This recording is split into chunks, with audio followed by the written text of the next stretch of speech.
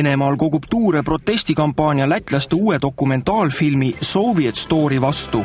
Eesti keeles on selle filmi nimi Nõukogude lugu.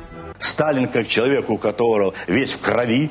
Я все это видел, его резолюции, когда пачками он подписывал вместе с Молотом, Ворошиловым, Кагановичем, Ждановым. Это самая пятерка была инициативная. Filmis avalikustatakse faktid Natsi-Saksamaa ja Nõukogude Liidu koostööst. Selles räägitakse, kuidas Hitler õppis Stalinilt. There was a man in Europe who was closely following the situation in Russia. Hitler.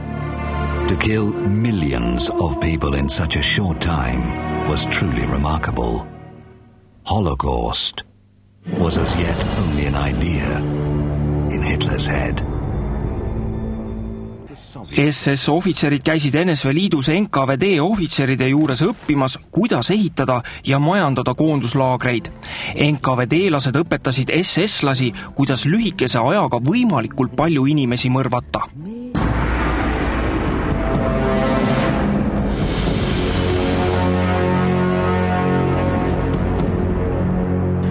Kõike seda olid NKVD-lased juba praktikas ise läbi viinud. Nüüd jagati oma kogemusi Saksa seltsimeestele SS-ist.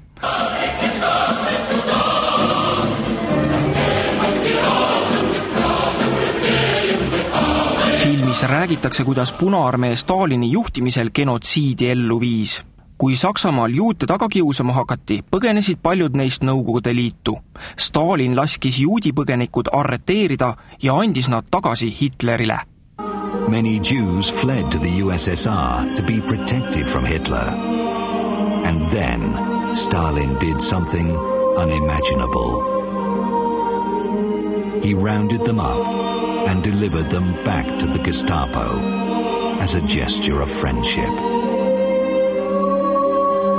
Vene võimupartei allorganisatsiooni Noor Venemaa aktivistid korraldavad raevukaid proteste, kus filmi nimetatakse venelaste ja Nõukogude Liidu mustamiseks.